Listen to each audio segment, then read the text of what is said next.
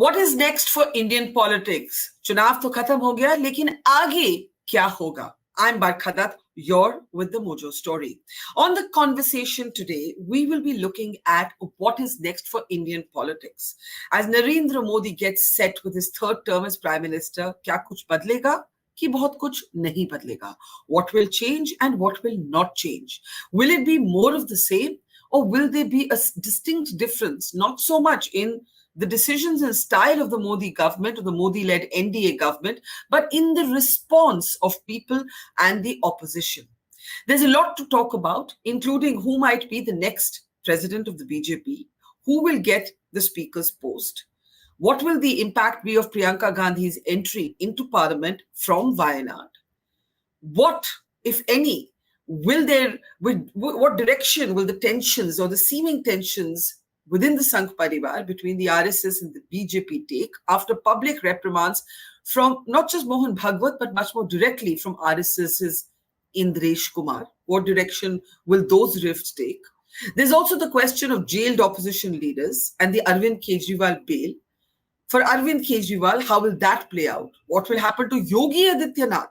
So much to talk about in this conversation today, which we'll be having with senior journalist and editor of SatyaHindi, Ashutosh, who has also worn in a previous avatar a hat as a politician with the Aam Aadmi Party. Now, of course, he's back to his first avatar, that of being a journalist. Let's welcome our newsmaker on the program today. Ashutosh is with us. Ashutosh, always a pleasure to talk to you. मैंने आपका article, जो most recent article है, बड़े ध्यान से पढ़ा और आपने उसमें कहा कि how a friend told you that, the country has been saved. A friend who obviously did not like Prime Minister Modi, did not like the BJP. पर उसके बाद आपने बहुत सी qualifications दी, बहुत सी arguments दी, बहुत से questions raise किए. Will things change or will they not change? तो वहीं से शुरू करते हैं. How much will change? How much has changed? Or is this a delusion of the opposition? See, Barkha, thank you. Barkha, in my column, surprisingly, the man who said that the nation is saved is not from the left and liberal group. He's basically from right of the center. He's somebody who I will not say that belongs to the BJP or belongs to the RSS, but obviously sympathetic towards the right-wing politics, sympathetic towards the Hindutva.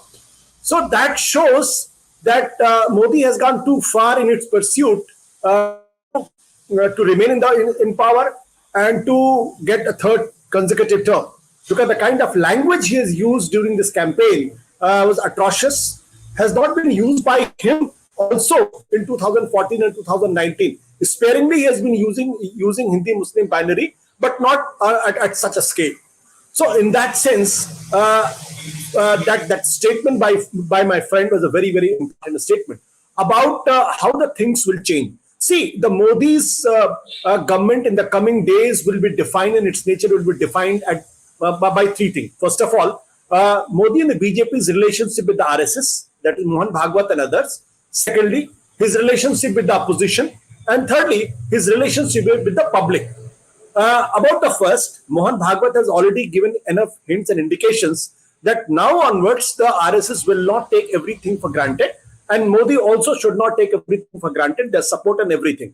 Because after JP Nadda's statement that the BJP has become Saksham, and RSS has become very annoyed with that statement. So it has pointedly asked them in a meeting, as I was told, that if you have become so Saksham, then you please go ahead with yourself, why you need my support. So RSS pressure will also help in the direction of the government and the stand that the government will take in future. Secondly, about opposition. See, opposition in comparison in 2014 and 19 is much more robust. There is a much better unity in the question in the opposition. And also, Rahul Gandhi personally has emerged as a main face of the opposition. Whether he becomes leader of opposition or not, that's a different story altogether.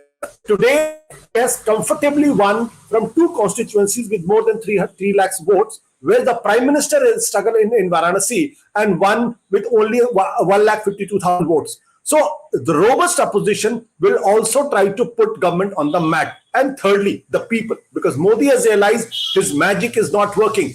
The recently CSDA survey has categorically stated that only 32% people want Modi as a prime minister, whereas 36% want Rahul Gandhi as a prime minister. So it's a paradigm shift in that sense, especially in UP, which sends 80 parliamentarians to the parliament. So the combination of these three relationships will basically define Modi's government in future. My opinion is that the Modi will soften, will mellow down, but not to the extent that the people could, and people could pressurize him, and he would not like to be seen to be pressurized or are taken for granted by his party and by others. So he will be little mellowed, but to expect that the tiger will change his stripe and will be something else, we'll be expecting too much. Ashutosh, you said that to expect that the tiger will change his stripes, that's going too far. And you also said that Rahul Gandhi has emerged as the main leader of the opposition. Now, there are those who say कि 98, 99 seats या 100 seats पर भी एक तरह से जो Congress का confidence है, an assumption of leadership, that is also misplaced, that the Congress may not have performed this way had it not been in alliance with the Samajwadi Party in Uttar Pradesh. और दूसरा जहां आपने CSDS data की बात की, yes, the CSDS data does show Rahul Gandhi marginally ahead of Narendra Modi in UP, but nationally, Mr. Modi is still the preferred option for Prime Minister. So do you think that the opposition is being a little overconfident? Is it in danger of underestimating the Modi brand? It is about the morale of the opposition. The morale of the opposition was down in 2014 and 2019, and they believed that the Modi is invincible; he cannot be defeated. Rahul has busted that image of Narendra Modi. Look at the press conference he did on the issue of NEET, where he says that the Prime Minister is psychologically broken down. I think making a statement like that shows that Rahul Gandhi is extremely confident about himself. His morale is high. And the most important thing is that the opposition has tasted blood in the sense that Modi can be defeated. Modi can be cornered.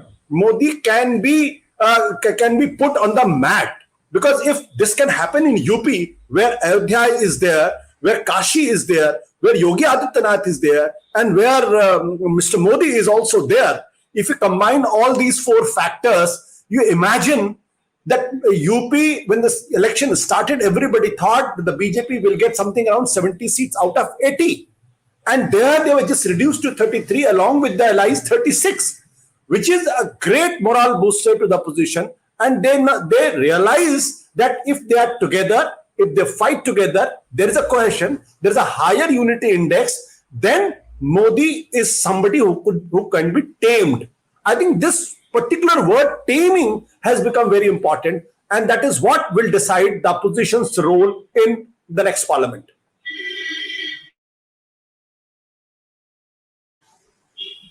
Let's talk a little bit about what's happened so far, right?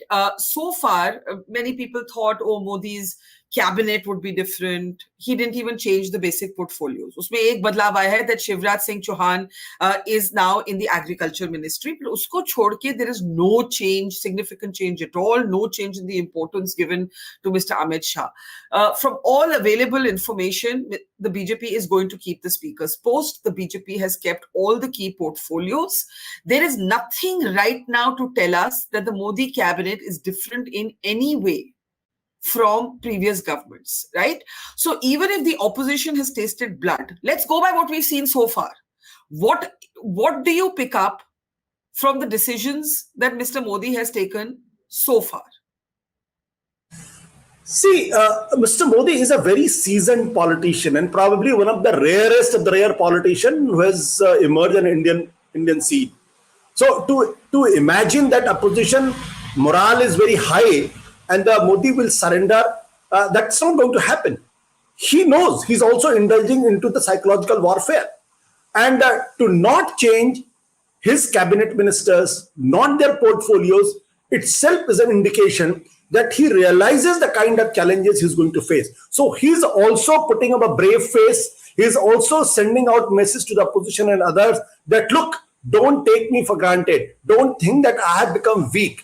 I'm still the same prime minister which has ruled the country with the iron fist in the last 10 years. But the change is already visible. The change is, look at how Rajnath Singh has become suddenly very important. He is coordinating with all the alliance partner. How the Kiran Rijiju has gone to Mallikarjun Kharge and met him and had a cup of tea. Could you have ever imagined something like this in the last 10 years? It did not happen. This is the same Prime Minister which did not accord the leader of opposition in the Lok Sabha to the Congress party. So as the things looking same, things are also changing. So my submission is that don't expect that he will change overnight. He will not change overnight. But yes, there are subtle nuances. There are subtle hints that yes, I am a bit accommodative.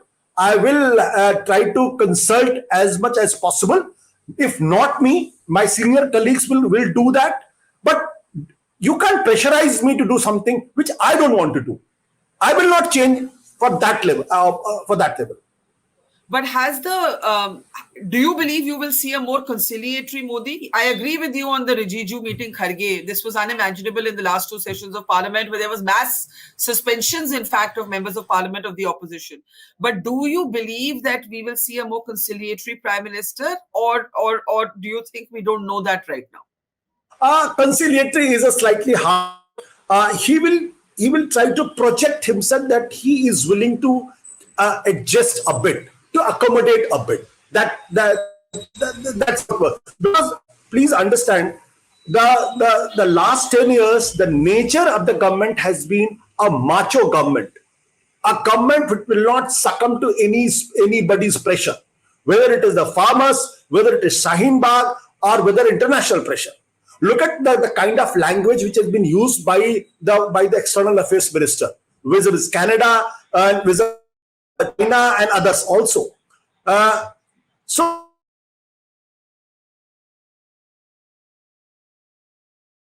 build an image of a macho government and a macho state. To climb down from there will not be good for the government itself.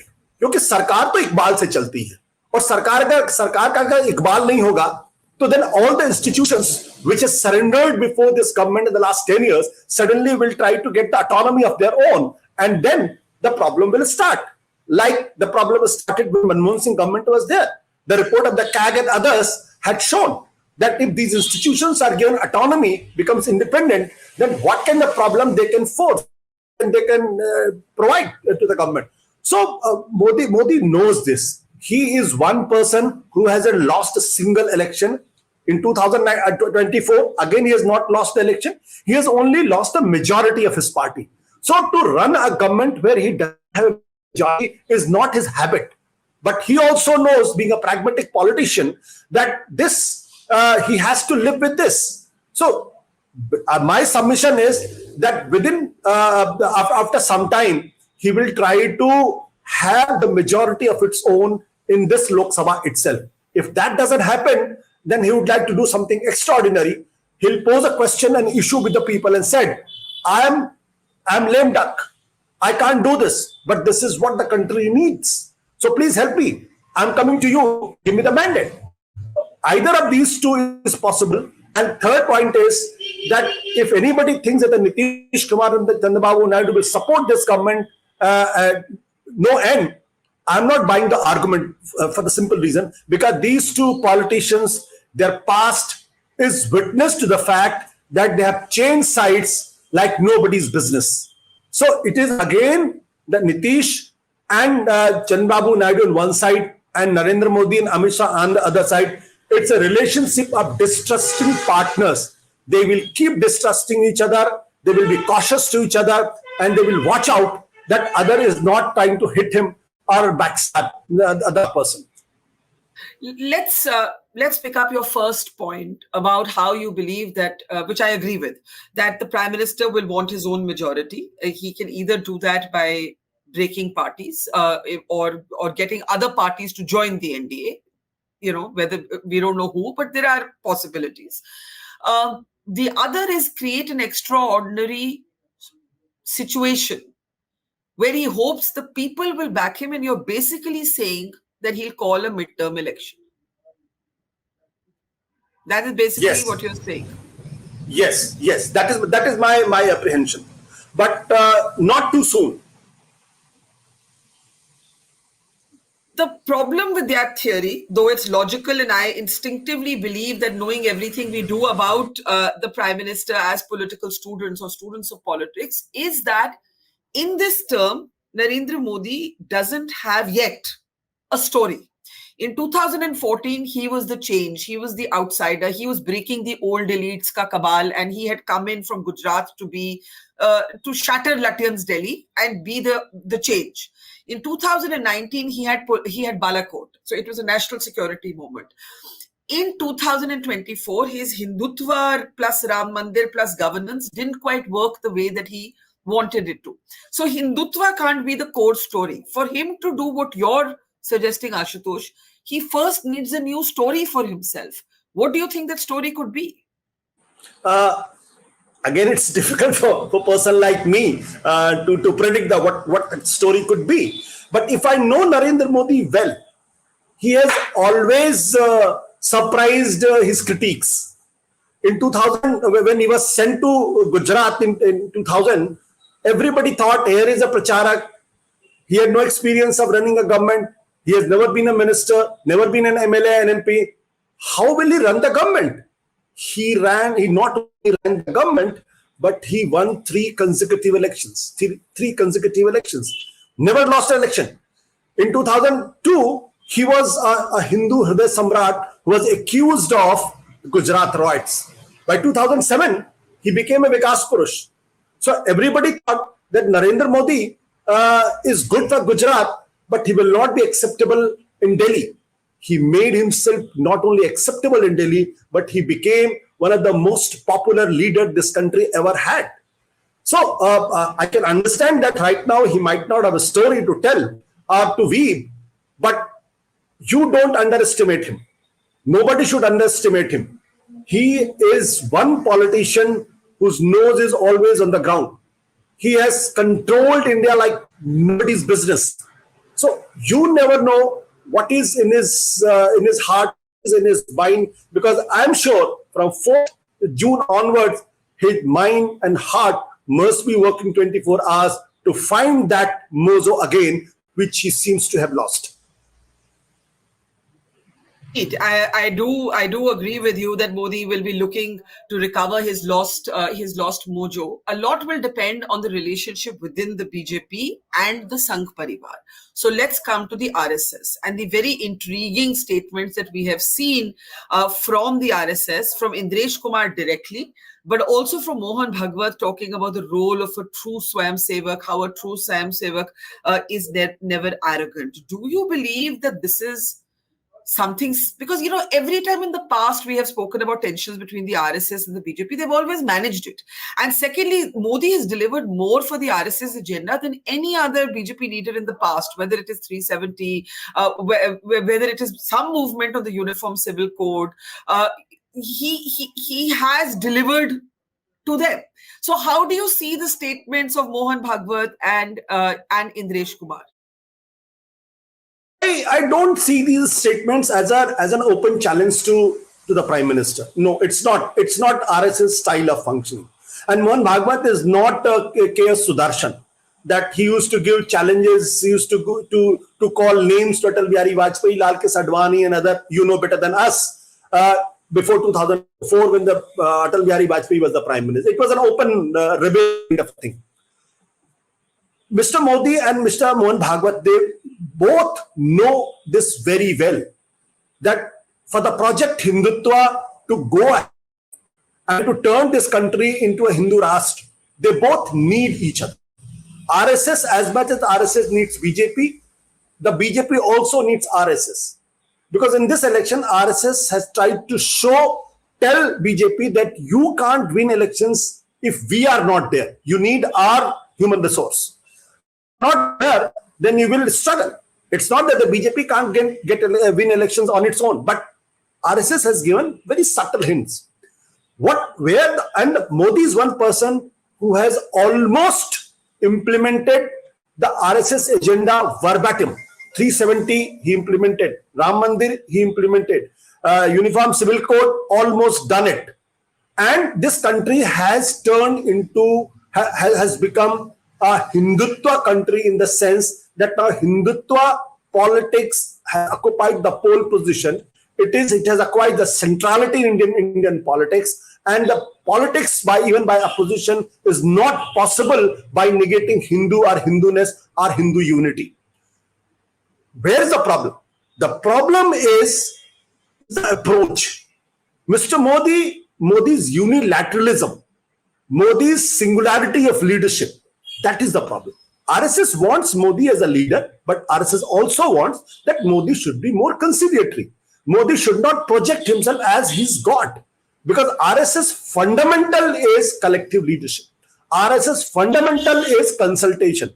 RSS fundamental is that the party and the organization should run like a family. And it is because of this reason that RSS and the BJP had never seen any split, where the other political parties have split in as many things. Because RSS has shown that resilience. Even if somebody within the party or the organization is unhappy, they don't leave him or they don't leave her unless it is really important. And the only person who has been thrown out of the BJP and RSS was Balraj Madhok. That is almost 40-50 years back. So RSS knew how long to take the battle and when to stop and when to start. So I don't see that this confrontation will happen in open. Some negotiation will take place. They both will try to adjust himself, and subtly Modi will tell him, I am the Prime Minister, let me run it. But you are an organization, mother organization, you will have your share of cake. But don't forget, RSS, again, on the NEET issue, the statement which ABVP has given, that statement was not possible before 2024 parliament election. That shows that RSS and its organizations are trying to get some space with the government, that their views should be heard. They should also be listened. Let's talk about NEET. It's a very interesting thing, and then I'll come back to the RSS. It has been, in a way, the first people's movement challenge for the government, right? And again, in the beginning, you saw the way it was handled. Mr. Dharmendra Pradhan came and said, these protests are motivated. 1 week later, he had to take moral responsibility. Their own student bodies have demanded a CBI inquiry, as you mentioned. Is this a sign of things to come? Given everything that you've said, don't underestimate Mr. Modi. He will be thinking of how to get a majority. He's not going to fundamentally change. The RSS and he will reach some middle ground. But जब लोगों के protest होते हैं, जब 24 lakh students की बात है, और हम पहले टर्म्स में भी ये देख चुके हैं, जब किसान प्रोटेस्ट हुए या जब स्टूडेंट्स ने सीए एनआरसी पे प्रोटेस्ट किया, land acquisition, even a man as powerful as Mr. Modi found it difficult to look the other way. So are you expecting more of these kind of people protests to form the opposition, and then the formal opposition comes in? How do you look at the handling of NEET? The handling has been very messy, and it's again the indication of the fact that the government has changed, government's majority has changed, but government still wants to tell to the whole world that we don't succumb to pressures. But finally, the good sense has prevailed over the government and the minister, and he's accepted the responsibility, admitted that yes, there has happened many irregularities, and it is instituted an inquiry. This government has not done, even when the farmer protest was happening, almost a year to accept that the things were not going the way it was. Shaheen Bagh movement, they just completely ignored. Braj Bhushan Saran Singh, they completely ignored. Even despite Supreme Court's intervention, nothing happened to the Braj Bhushan Saran Singh. He continued to be the member of parliament. Party did not take any action against him. Only the institutions, only the Supreme Court intervened. Because Supreme Court intervention, the FIR was lost, but he was never arrested. Something like that. But this time, I think Dharmendra Pradhan very soon realized that yes, the nature of the government has changed. So if you don't go beyond a point, then this will create more problems. And this was also followed up by the Rahul Gandhi's very strong press conference, where he frontally attacked not only the Prime Minister, but exposed that how the education institutions in the country are hijacked by the RSS, and how the education institutions are crumbling because below mediocre people are given the responsibilities who can't run, who can't do a thing. So I think it is this frontal attack by Rahul Gandhi which forced government to go for the damage control. I'll come to Rahul Gandhi in a moment, but to come back to your point about the RSS and how the BJP and the RSS will negotiate some space, I think a lot will be revealed in who the BJP president is. Do you believe that the RSS will have some say in who that is, that person will have to be the bridge between the two parties? Or do you believe that that person will simply be a placeholder and Modi and Shah will continue to be the men in command? You see, we hear a lot about how one day the Rajnath, Gadkari, Shivraj faction of the BJP will emerge and will be a mutinous faction against Modi Shah, especially if the BJP loses the next 2 or 3 elections, which it could in Maharashtra, Haryana and Jharkhand. Do you see a kind of mutiny possibility within the BJP? Do you think it matters who the BJP president will be? Do you think the RSS will have a role in it?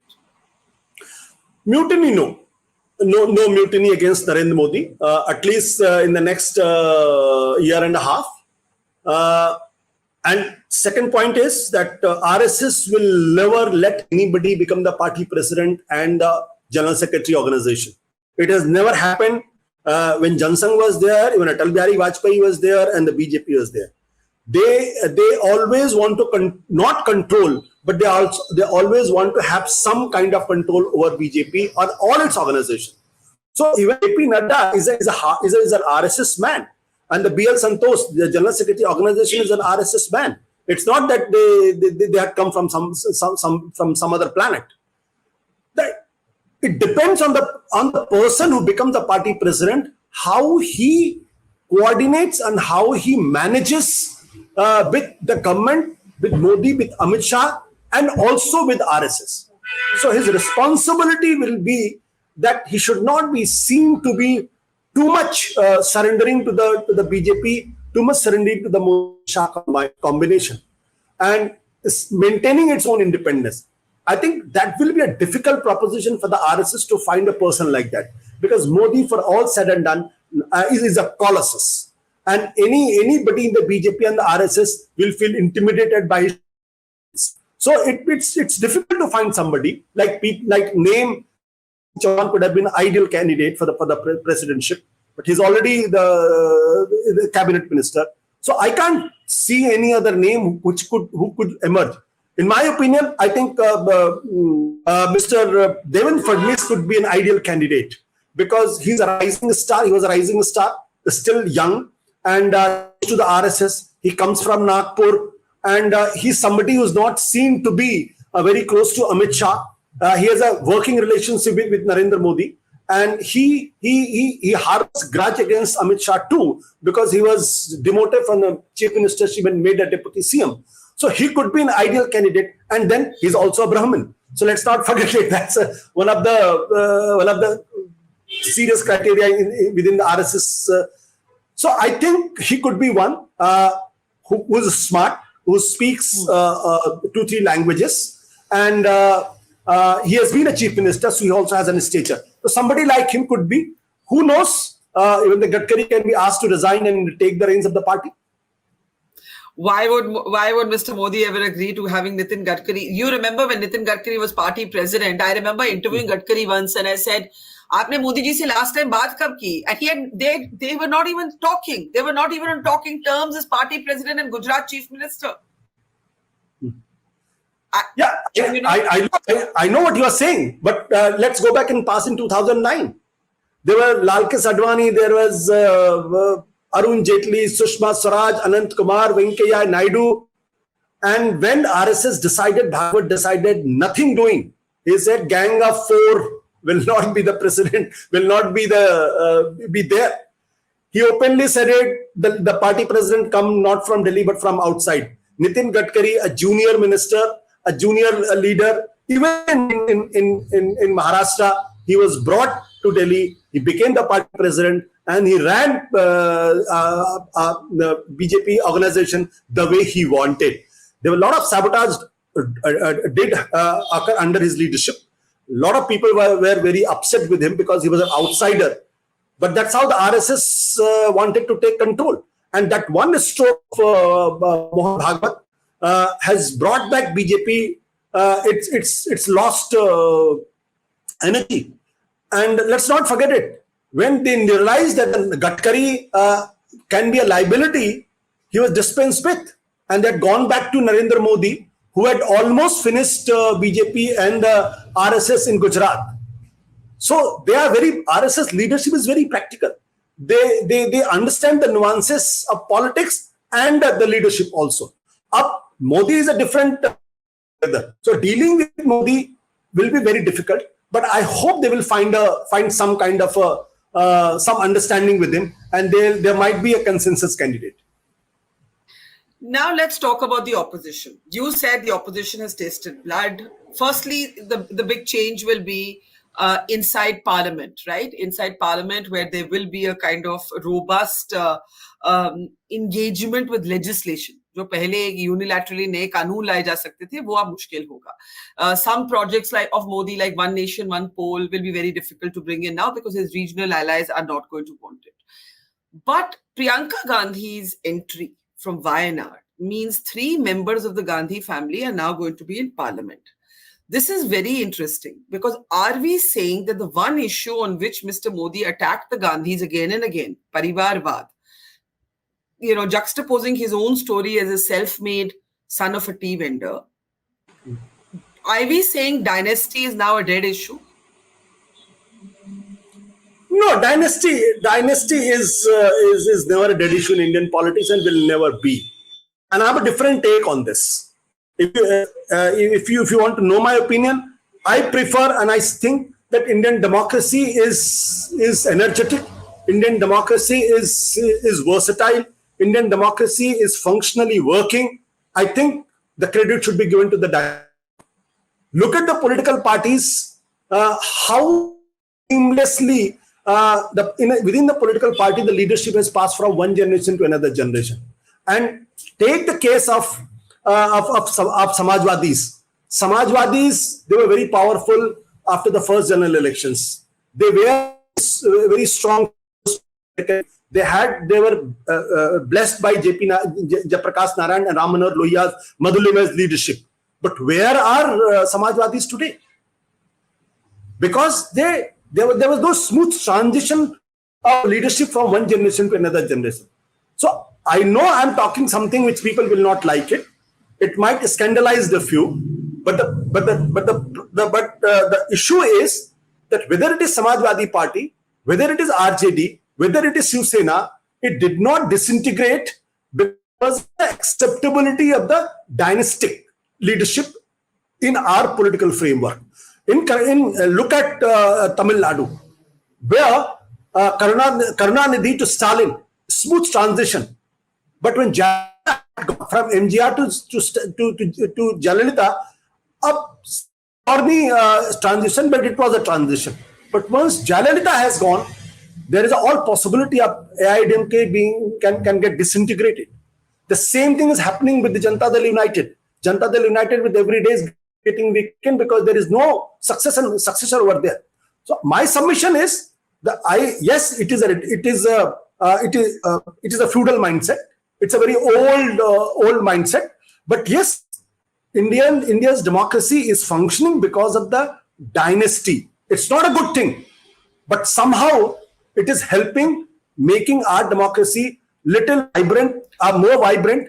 And if I have to make a choice between a dynastic democracy and a dictatorship, I will go for a dynastic democracy, not for the But the BJP would argue that notwithstanding its share of dynasts in the cabinet, in the party, the BJP's prime ministers, Vajpayee, Narendra Modi, the BJP's top leaders, L.K. Advani, Nitin Gadkari, Rajnath Singh's son, yes, but Rajnath Singh himself, these are not dynasts. And so even all the regional parties and the Congress have a dynasty issue at the top. The BJP at the top does not, so far, have a dynasty issue. So do you not grant the BJP that exception? Of course. In that sense, BJP is an ultra modern party. They have over a period of time they've evolved a system and a structure where transition is smooth. For that matter, the Congress could not do that. The other party which has successfully done it is CPM. Again, from EMS Nambudri part to Harkishan Singh Surjit to Prakash Karat to Sitaram Yechuri. And CPM was so modern in its approach that even the topmost leader of the party, Jyoti Basu, wanted to be the prime minister, but the party said no. And the Jyoti Basu did not leave party, did not split party. He remained in the party and accepted the verdict of the party. Same thing happened with the BJP. Lalkis Advani again wanted to be some kind of a leader in 2014. Party said no. You are done with your role. Leave it for somebody else. He was unhappy. He wrote a letter. He did not go attend meeting, but he did not leave party. So in that sense, BJP is a very modern party in that sense. CPM is a very modern party in that sense. Other political parties have survived. Again, I'm saying something which people might not like it. Survived because they are feudalistic in their mindset. Accepting a dynast as a natural leader is a very feudal concept. From Motilal Nehru to Jawaharlal Nehru, from Jawaharlal Nehru to Indira Gandhi to Rajiv Gandhi, then Sonia Gandhi, then Rahul Gandhi. This can't be modern. This can't be democratic. But Congress survived for so long because of this feudal mindset of society and the leadership. So I think I completely grant you that RSS and thanks to RSS, because RSS from the day one did not enter into the politics. For them, capturing power was not important. For them, the goal was more utopian, more civilizational, and this project itself becomes so inspirational that anybody who's involved with the BJP and RSS thinks that he is involved in something too big, and they take a lot of pride in that. That kind of a pride is absent in other political parties, and that leads to the power struggle. Now, you are granting that dynasty and parties as family fiefdoms is feudal, but I think you're also making the argument that it has kept a certain stability to intergenerational politics and a certain continuity. Let's agree to partially disagree. Later, the whole conversation will become about that, and let's move to a party that was born with a new mindset, the Aam Aadmi Party. Right? The Aam Aadmi Party said, we are not going to be these sort of legacy parties. They were the equivalent of digital media in the age of legacy media. They said, hum apne tarike se karenge. They wanted to be a party with a difference. And well, we all now know the journey. Mr. Kejriwal has spent time in jail, and the alliance with the Congress has not necessarily brought great results for the Aam Aadmi Party, right? Now, let's talk a little bit about Kejriwal. Did you expect there to be greater sympathy reflected in the results in Delhi and Punjab?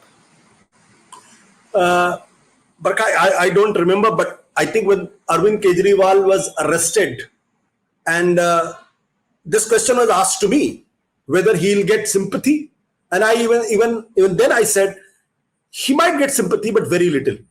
That will not be decisive. Probably in assembly elections, he will get sympathy, because the voter in Delhi is a very different voter, and it doesn't think that the Aam Aadmi Party can be a national alternative. It's no strange coincidence that in 3 consecutive elections, Aam Aadmi Party has failed to win even a single parliamentary seat in Delhi. This is a place where it wins assembly election in 2015 with huge margin, unprecedented numbers, 67 out of 70. In 2020, 62 out of 70. But in parliamentary election, 0, 0, 0, 0. Why it is happening? Because it's not considered to be a national party, a national alternative to the Modi or the Congress party. That's one reason. So in assembly election, yes, if Arvind Kejriwal still remains in jail or gets out of it, then there will be sympathy for him. But don't forget, if Modi can lose a bit of his popularity in 10 years' time, Kejriwal can also lose that. So it's not that the next assembly election will be easy for him. It's going to be difficult. And if BJP plays his cards well, put up a good candidate for the chief ministership, Mr. Kejriwal will have a tough time winning election this time. So you're saying that even in the assembly elections, you see a challenge and you don't see his being jailed as an immediate political asset? No, I don't see that. It didn't work during the parliamentary election. Everybody thought that he will gain sympathy. It did not. It didn't work. And that too when he was in alliance with the Congress party. So the combined motion should have jumped to a position where this combination could have won at least 2-3 seats. It failed. What about Punjab? In Punjab, it's the Congress that in a sense rebounded. And the alliance seemed to have done more for the Congress than it did for the Aam Aadmi Party in Punjab.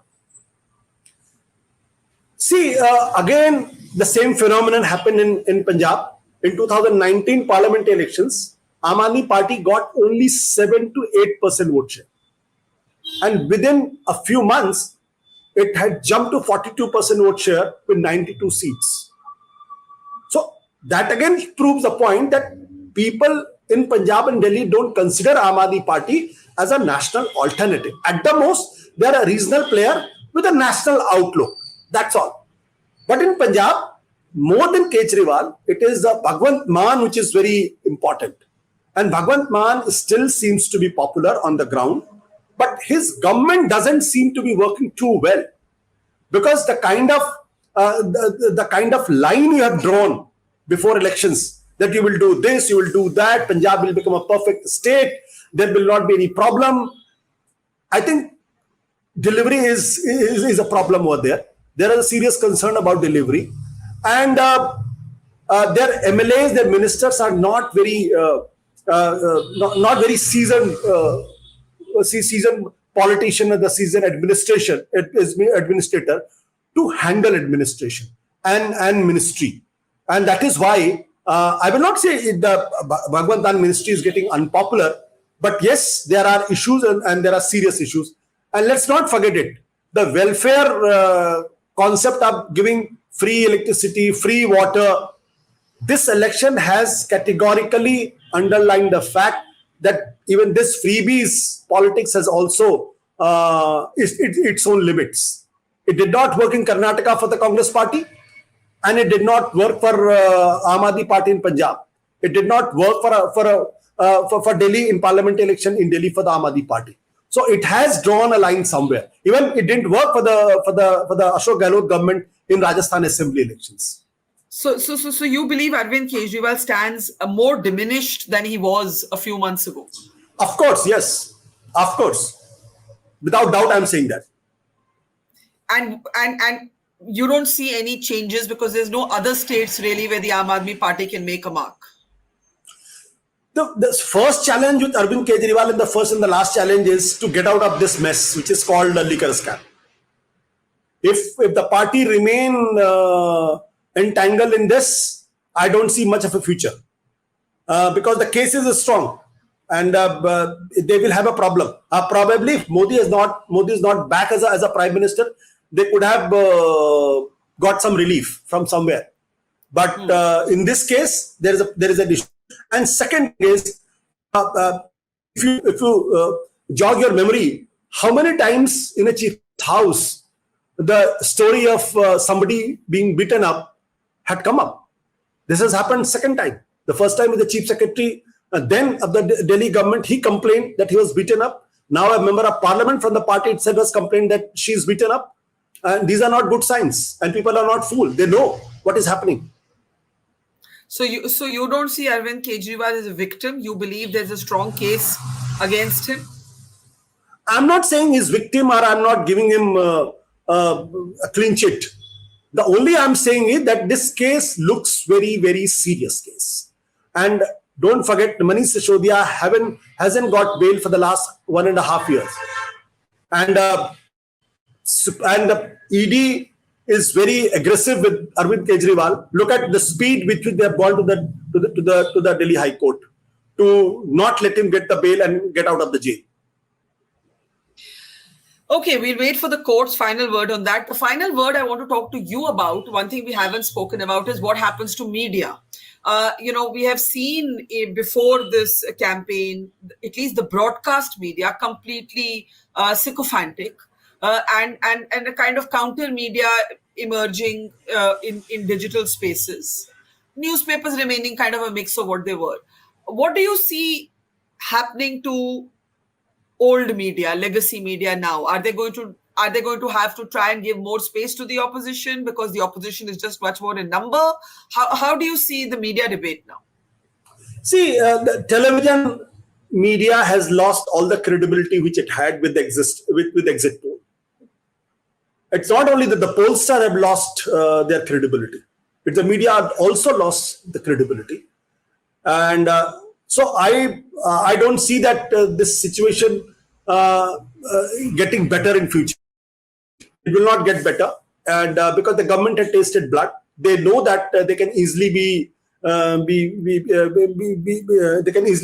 succumb, and they don't have a spine, and so I don't see much change happening. And in fact, I am going to the extent of saying that the next government, if comes in, if ever Mr. Modi is replaced by some other party, maybe in near future, even that government will also do the same thing, maybe little here and there.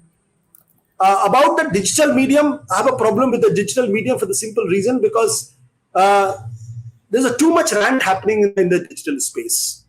The honest and objective journalism is also missing there. And you get up in the morning and you find a story to criticize Narendra Modi is not journalism, in my opinion. You might be getting lakhs and millions of views, but they should look within and say, are they doing a journalism? Or they are just ranting to make money? That also has to be looked in. It's not that there are not good YouTubers. There are excellent YouTubers. Some of them are doing an excellent job. But a few of us are not doing journalism at all. They have hate Modi has also become a business for them. It's like the Gandhi media. They get up in the morning like Gandhi media. They find a reason to criticize and abuse of opposition. They're also doing the same thing. So we also need to look within, and we also need to see that how different we are. I agree with you that my line is na chamcha na morcha. You have a right to be an activist. You have a right to be a polemicist. You have a right to be a Modi hater, a Rahul Gandhi lover, or a Rahul Gandhi hater and a Modi lover. Whatever you want, it's a free country, but that's not journalism. That is the difference. Anyone has the right to be anything they want to, but that's not always journalism. Would you, so I'm so glad you said this. I completely agree. I completely agree with you on that point. And in fact, I've been talking to many of them. Please call yourself YouTuber. You are not a journalist. Journalism is something different. I'm being criticized for being too critical of Modi. But so was I when Manmohan Singh was there as a prime minister. And I'm not, at least platforms should have all shades of opinion. Whether you like BJP, whether you hate RSS, whether you hate CPM, whether you like Rahul Gandhi, it doesn't matter. If Rahul Gandhi is doing something which is not good for the country, then we reserve the right to criticize him left, right, and center. And when we are criticizing him, his side of the opinion should also get a space in our debate and discussions. That is not happening. So that's what I'm saying. The ranting is not journalism. To end by saying thank you for saying this. Such few people say this today about journalism. Maybe we'll be called old school, but koi baat nahi. This is what, at least I agree with every word you have just said. We have to be honest to the story. We have to be honest to what we see, and we have to engage with all shades of opinion. And thank you for saying this, Ashutosh. Very important points made by you about the state of media, including the much romanticized independent digital media. Any final thoughts? I just want to make one very telling story about myself. During the run-up to the elections, a few of my guests, they refused to come to my channel. You know why? They said कि आप तो बदल गए हैं, आप संघ का agenda चलाते हैं. आई सेड अब मैं तो कुछ नहीं कह सकता, because I was critical of Rahul Gandhi, I was critical of Congress party, I was critical of India as a, because I said you are trying to form a platform. Where is the platform? So when I was saying this on my channel, very, very senior journalists, they said, you are sold out and I am not coming to your channel. I said, thank you so much. I will take it as a badge of honor. And I had written on the Twitter saying कि अब तो लोग मुझे संघी बुलाते हैं, BJP कांग्रेसी कहते हैं. I am happy with my that status. आपने बहुत बढ़िया बात कही कि जब सारी तरफ से क्रिटिसिज्म आता है तो इसका मतलब आप सच में इंडिपेंडेंट हैं. ये याद रखिएगा. That is what independent actually means. It makes it tougher to do one's job, but that is actually what independent means. When you are equal opportunity offender, जब क्रिटिसिज्म की जरूरत हो तो सबको क्रिटिसाइज करिए, जब एंगेजमेंट की जरूरत हो तो सब पार्टी से एंगेज करिए. Thank you Ashutosh. Pleasure talking to you. Thank you. Wonderful. Thanks. It's great to see you here. Thank you for watching our work. If you haven't subscribed yet, don't forget to click the bell icon and subscribe to Mojo Story and support independent, robust journalism.